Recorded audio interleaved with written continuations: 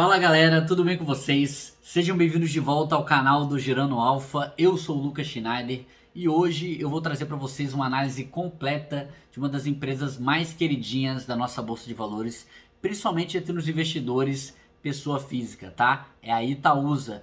E eu vou falar um pouco sobre a história da empresa, quais são as principais posições dessa holding, né? Como que foram os resultados recentes da empresa e também qual que é a estratégia para o futuro da Itaúsa. Será que ela continuará sendo uma grande pagadora de dividendos ou será que ela vai optar por uma estratégia um pouco diferente daqui para frente, tá? Então fique ligado nesse vídeo que você vai saber tudo. Se você gostou desse vídeo, não esqueça, deixe seu like aqui embaixo, se inscreva no canal, isso vai me ajudar demais. Vamos direto pro vídeo então, sem mais delongas.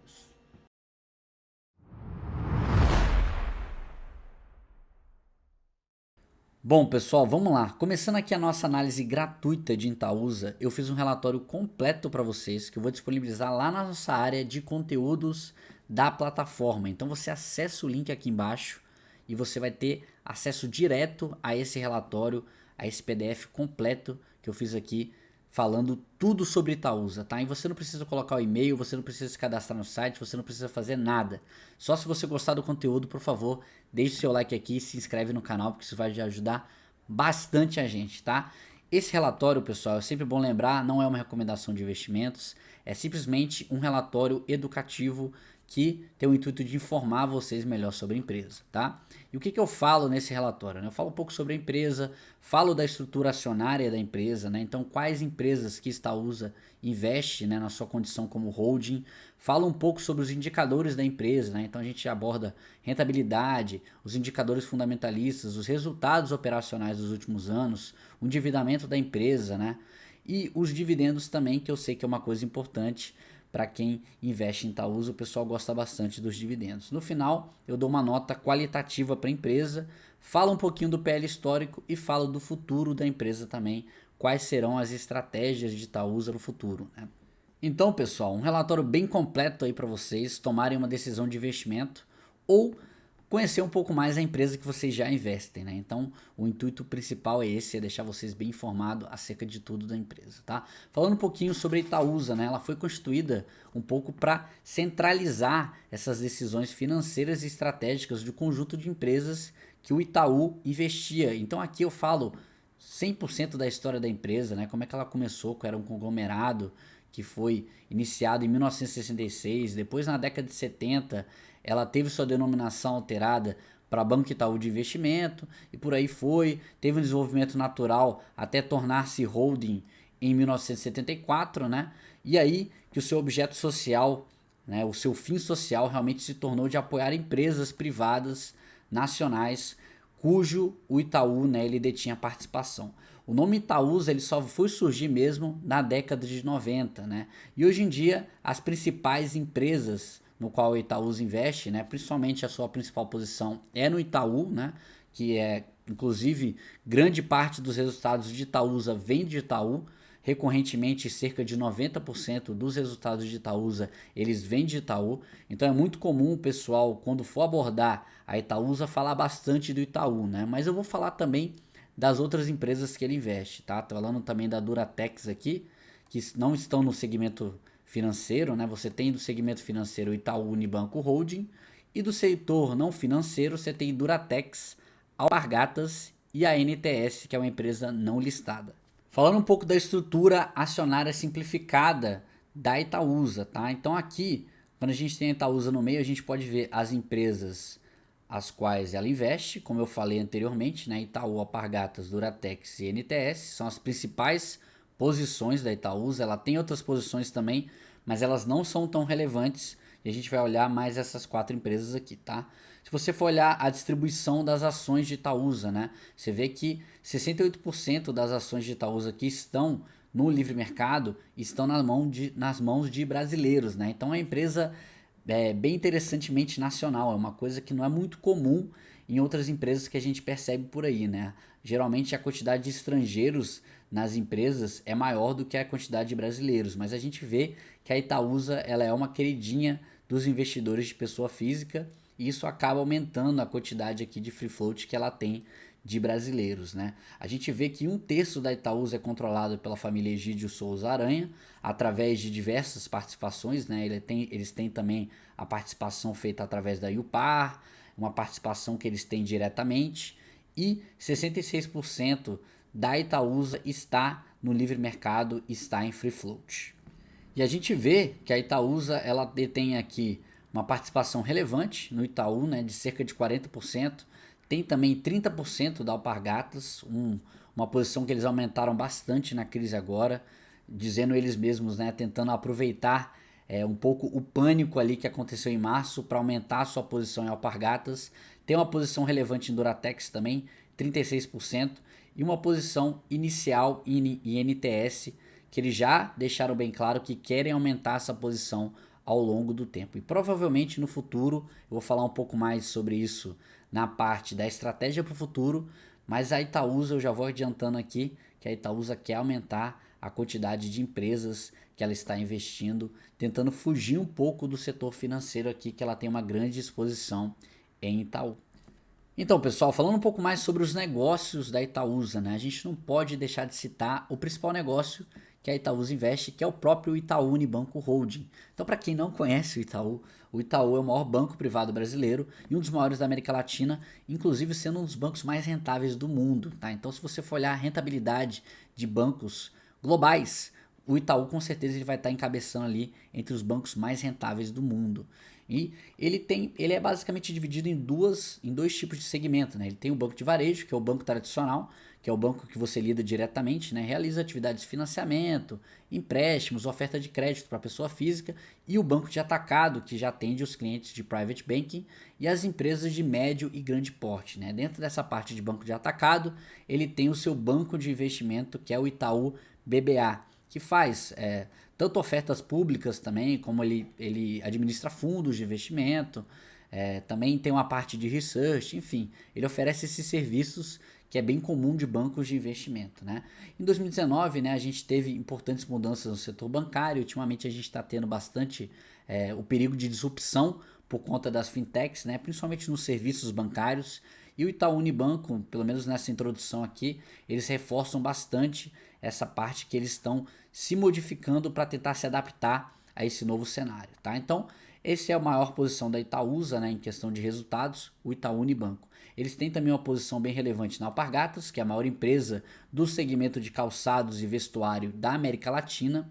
Então aqui eu falo um pouco sobre os principais produtos da Alpargatas, né? Você tem a Havaianas e Dupé, que lideram o mercado nacional de sandálias, e ela é a marca brasileira de maior reconhecimento internacional. Então, você vê que realmente a Itaúsa, ela tem esse portfólio de grandíssimas marcas, né? A gente está falando de Alpargatas e Itaú. Tem também a parte na Duratex. A Duratex, ela é uma empresa mais focada em materiais de construção, né? Então você tem a parte de madeira, a parte de louças e materiais e metais sanitários, que é uma parte que está bastante em alta agora por conta das grandes reformas que estão sendo feitas na parte residencial, né? A gente tem os materiais de construção realmente faltando nas lojas ou ficando bem caros, e tem a parte também de revestimentos cerâmicos, né? Então a Duratex basicamente ela atua na produção e na comercialização desses produtos que são destinados aos setores moveleiros e acabamento de construção civil.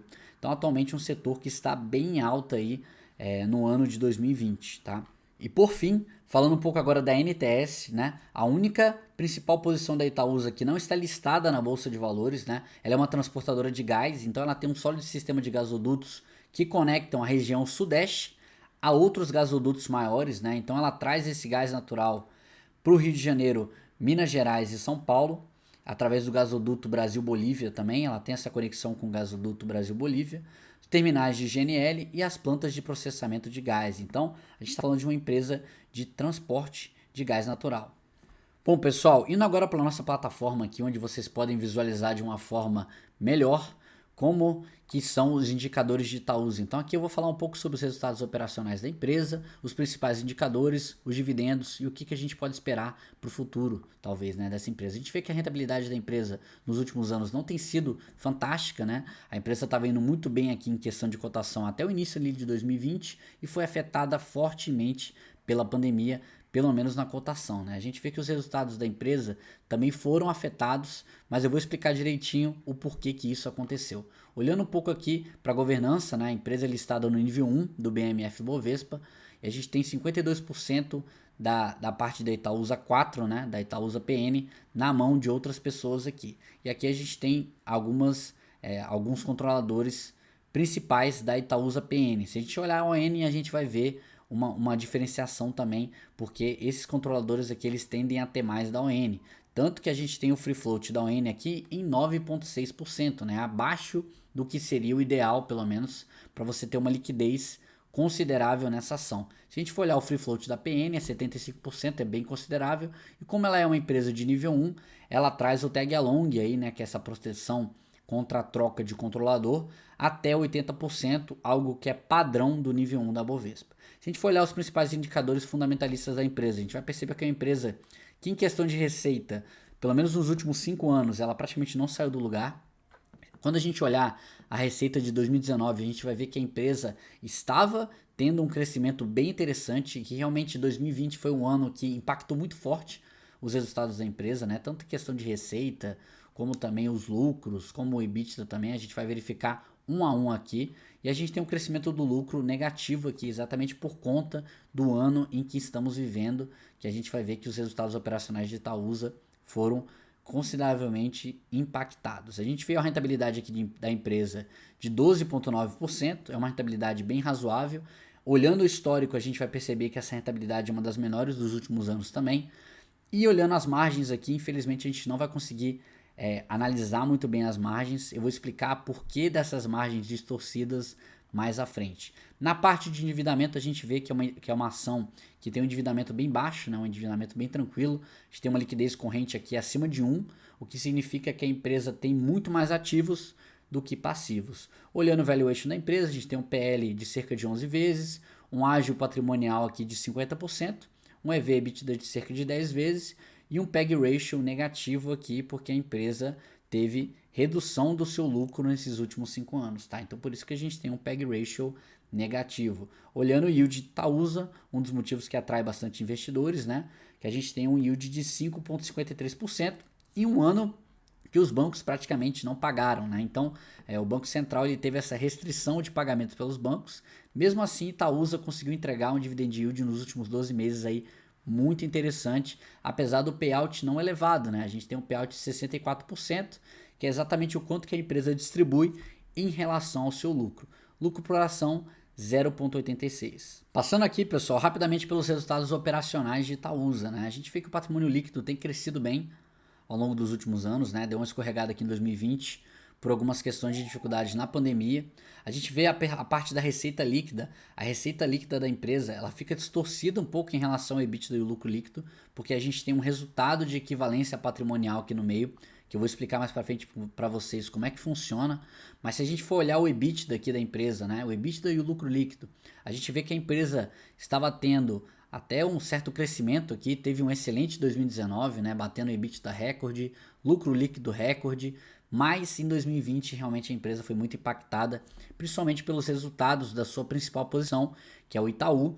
Então o Itaú, por conta desse receio da inadimplência aumentar bastante por conta da crise do Covid, acabou fazendo muitas provisões, e as provisões elas afetam diretamente o lucro do banco, mas é uma coisa que eu acredito ser temporário para 2020, tá, pessoal? Então, essa queda nos lucros aqui é uma coisa que realmente o banco teve que aumentar o seu índice de cobertura ali para se proteger. Então, o Itaú foi bem conservador nessa parte, acabou provisionando bem mais do que a média.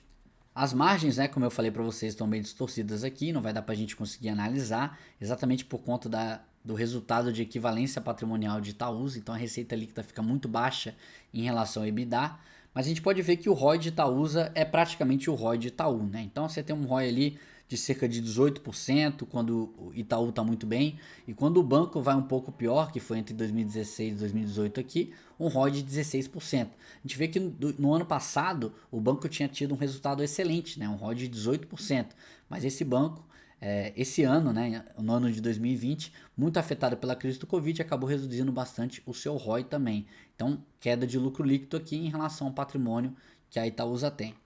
Olhando O ROI aqui, né? A gente vai dar até um zoom aqui para ficar um pouco mais fácil vocês visualizarem. O ROI da empresa, ao longo dos últimos anos, aí a gente vê a queda aqui claramente, né? A gente vê que 2017 tinha sido um ano um pouco mais difícil para a empresa, em questão de rentabilidade, e a empresa estava indo muito bem nos últimos 2 anos, em 2018 e 2019, ela estava aumentando essa rentabilidade e que foi impactada pelo Covid aqui em 2020. Olhando o endividamento da empresa, a gente vê que é uma empresa que, apesar de nunca ter sido dívida líquida, né?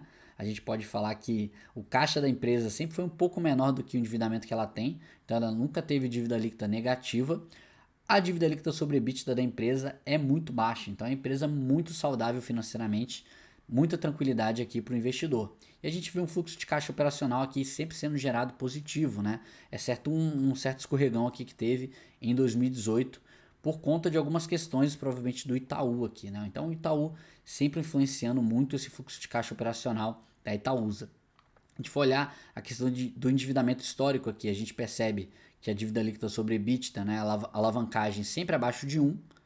Então, uma empresa realmente muito saudável financeiramente, muito tranquila para se investir nesse aspecto de endividamento. Né? Ela nunca precisou se endividar muito para continuar investindo nos seus negócios, para continuar crescendo. A gente for olhar os dividendos, né, nos últimos anos, a gente vê que Itaúsa recorrentemente sempre foi uma boa pagadora de dividendos, né?